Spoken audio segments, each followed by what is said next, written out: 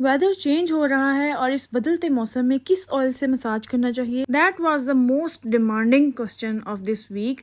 बहुत सारे लोगों ने इस बारे में पूछा हुआ है कि आप कौन से ऑयल से मसाज करें। एंड सेकेंडली, जो बच्चे टीनिंग फेज में हैं, जो बच्चे क्रॉलिंग करते हैं, उनकी मसाज में कुछ स्टेप्स ऐड हो जाएंगे। So welcome to my YouTube channel, it's me Mariam और आप देख रहे हैं tips and tricks by Mariam. तो अभी मसाज स्टार्ट करते हैं। सबसे पहले मैं ले रही हूँ coconut oil. As you all know, it's my favourite.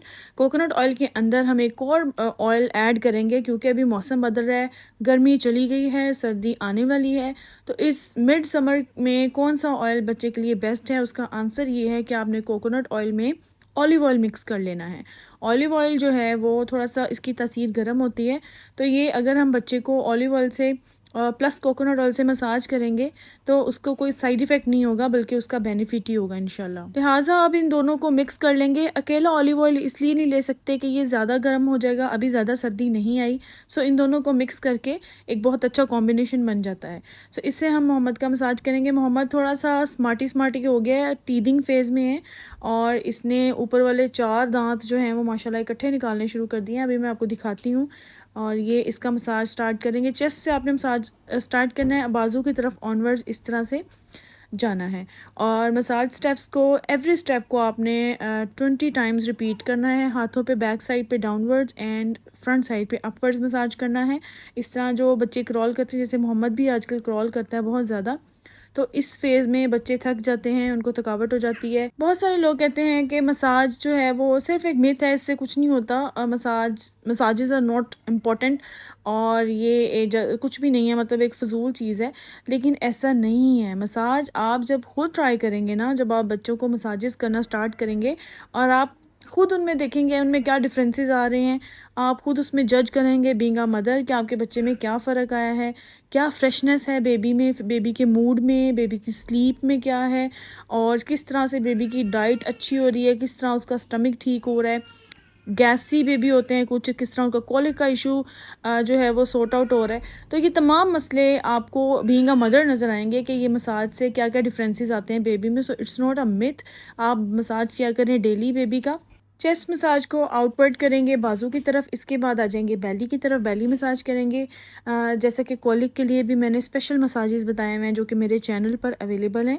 इसके अलावा जो है वो बेली मसाज ओवरऑल जो आपने करना है वो इस तरह से फिंगर्स के साथ करेंगे, पहले क्लॉकवाइज देन एंटी क्लॉकवाइज। और इसके बाद जो है ILY मसाज जो है मैं आपको मोस्टली बताती हूँ अपनी हर वीडियो में।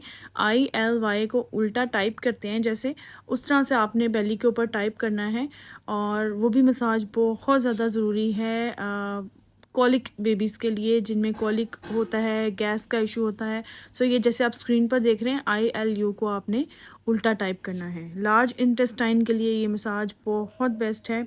अब जैसा कि वेदर चेंज हो रहा है, तो आप एक दिन छोड़ के एक दिन मसाज कर दिया करें बेबी का, डेली मत किया करें। और इससे ये होगा कि मसाज भी हो जाएगा और डेली जो है वो नहलाना भी बच्चे को अब ज़रूरी नहीं है, एक दिन छोड़ के एक दिन नहला सकते हैं। लेकिन मैं मोहम्मद को तो फ़िलहाल डेली ही नहला रही हूँ। लेकिन कुछ बस 5 से 6 दिन या 10 दिन और हैं, तो थोड़ा मौसम में चेंजिंग आ जाएगी, उसके बाद बच्चों को एक दिन छोड़ के एक दिन नहलाना। और ये देखें, जब मोहम्मद हंसता है ना, तो ऊपर वाले इसके दांत, ये 2, 3 और ये 4 दांत माशाल्लाह से इसने इकट्ठे निकालने शुरू किए हैं। ये देखें, 4 दांत इसने इकट्ठे निकालने शुरू किए हैं। और मेरे बेटे ने सोचा कि एक एक दांत निकालूंगा तो अलग अलग तकलीफ होगी, तो इसलिए चारों इकट्ठे निकाल लेता हूँ।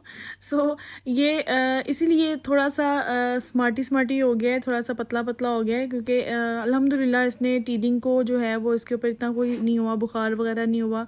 या ये देखें, लिप्स को इस तरह से जो है वो खाता रहता है अपने, ये टीदिंग की निशानी है, बच्चे टीथ निकाल रहे हैं।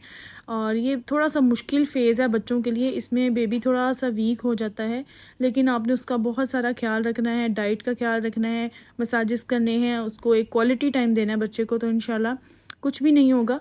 सो इस तरह से थोड़ा सा बुखार फील हो तो पैनाडोल दे दिया करें। और टैबलेट्स अब मैंने देनी बंद कर दी है टीदिंग वाली, क्योंकि अब टीदिंग जो है वो टीथ बाहर आ जाते हैं ना जब, तो फिर टैबलेट्स आपने नहीं देनी। जब बच्चा पेनफुल हो या उसको वो थूक निकाल रहा हो मुँह से, या हर चीज़ को पकड़ के खा रहा हो, उस फेज़ में, टीथ जब बाहर ना आया हो, उस फेज़ में आपने टैबलेट्स खिलानी है बच्चों को। जब टीथ आ जाएं तो फिर टैबलेट्स देना बंद कर दें। अब कुछ दिन बाद जो है वो साइड वाले दांत आने शुरू हो जाएंगे, फिर से मैं टैबलेट्स दूंगी। जब मुझे पता लगेगा कि मोहम्मद डिस्टर्ब है, इरिटेटेड है, तो मैं टैबलेट्स दूंगी। ब्रूफन दे दिया करें, उससे भी बच्चे को बड़ा सुकून हो जाता है। इसके अलावा पैनाडोल तो फिर बुखार के लिए बेस्ट है। और इस तरह से अब हम लेग्स का मसाज कर लेंगे। क्रॉलिंग फेज में जो बेबीज़ होते हैं ना, उनकी लेग्स बहुत थक जाती हैं, सारा वज़न टांगों पर डाल के जो है वो क्रॉल करते हैं। और इस तरह से अगर आप मसाज कर देंगे ना डेली नाइट में, तो बहुत ज़्यादा सुकून हो जाता है बच्चे को। अच्छा, मसाज का बेस्ट टाइम क्या है? मॉर्निंग नहीं है। मॉर्निंग में बच्चा उठता है, एक्टिव होता है, उसने चलना फिरना है, खेलना है। मसाज के बाद बच्चा लेज़ी हो जाता है। सो morning time is not best. और इसके अलावा दोपहर में आप मसाज करके बच्चों को सुला सकते हैं। बेस्ट मसाज जो टाइम है ना मसाज का, वो नाइट है। नाइट में जब आप मसाज करके बच्चे को सुलाते हैं ना, तो वो बड़ी प्यारी नींद सोता है, उसकी स्लीप बहुत अच्छी होती है। और जब बच्चों की स्लीप अच्छी होती है ना, तो वो ओवरऑल बहुत सारे फ़ायदे हैं इस चीज़ के। तो जी, अब बैक साइड का मसाज इस तरह से डाउनवर्ड्स भी करेंगे, अपवर्ड्स भी करेंगे, आउटसाइड भी करेंगे शोल्डर्स के साथ। और इस तरह से लेग्स का मसाज, पाँव की तलियों का, एड़ियों का और एंकल्स का। अच्छा, एंकल्स का मसाज इसलिए है कि इस फेज़ में बच्चों ने चीज़ों को पकड़ के चलना शुरू कर देना है, और उनके एंकल्स का मसाज बहुत ज़रूरी है। पाँव को इस तरह से एक्सरसाइज भी करवानी है आपने, राउंड राउंड थोड़ा सा गोल गोल घुमा के, और एंकल्स का मसाज भी करना है। और टीदिंग फेज़ में है तो इस तरह कानों के ऊपर ऑयल लगा के, कानों के पीछे, थोड़ा सा कान के अंदर भी, और इस तरह से आपने फिंगर्स के साथ प्यार से मसाज कर देना है। इससे भी बच्चों को बहुत ज़्यादा सुकून मिलता है। जब बच्चे टीथ निकाल रहे होते हैं, उनके कानों में ख़ारिश भी होती है। सो इस तरह से अगर हम मसाज कर देते हैं ना, तो बच्चों को ऑटोमेटिकली एक सुकून मिलता है। वो बता तो नहीं सकते, लेकिन your baby is happy, it means he is peaceful. और इसके बाद गम्स का मसाज करना है। इस तरह से थंब के साथ थोड़ा सा प्रेस कर देना है गम्स को, क्योंकि बच्चे के गम्स में भी बहुत ज़्यादा पेन होती है जब टीथ निकाल रहे होते हैं। सो ये सारे मसाजेस टीदिंग फेज़ के लिए हैं, और इससे बेबी बहुत ज़्यादा पीसफुल हो जाता है। हेड में ऑयल, बालों में ऑयल लगा देंगे, और ये तकरीबन डेली लगाया करें आप बच्चों को सुलाने से पहले। बालों में ऑयल लगा दिया, पाँव की तलियों में लगा दिया, बेली बटन के अंदर थोड़ा सा ऑयल डाल के उसको मसाज कर दिया। सो ये सारी चीज़ें जो हैं वो बीइंग अ मदर आपको समझ आएंगी कि इनके क्या क्या पॉजिटिव इफ़ेक्ट्स इंशाल्लाह आपको नज़र आएंगे। और मसाज ज़रूर किया करें अपनी बेबी का, डेली किया करें। और मसाजेस करने के बाद साथ ही थोड़ी सी एक्सरसाइज करवा दिया करें बच्चे को, लेग्स की, बाजुओं की, और उससे भी जो है वो बहुत एक्टिव माशाल्लाह बेबी होता है। और जो थोड़ी सी थकावट होती है बोन्स में, जॉइंट्स में, बॉडी में, वो भी काफ़ी हद तक सॉर्ट आउट हो जाती है। इस तरह आपने कानों का मसाज करना है, और मसाज कंप्लीट करने के बाद एक्सरसाइज थोड़ी सी करवानी है, और उसके बाद आपने अच्छा, नहलाना कब है? करने के बाद 1 आवर के बाद आप बेबी को नहला सकते हैं, फ़ौरन भी नहला सकते हैं, कोई इशू नहीं है। कुछ लोग ये भी समझते हैं कि मसाज के बाद पता नहीं फ़ौरन नहलाना नहीं है, तो फ़ौरन भी नहला सकते हैं, कोई इशू नहीं है। इसमें भी बच्चे की सेहत है।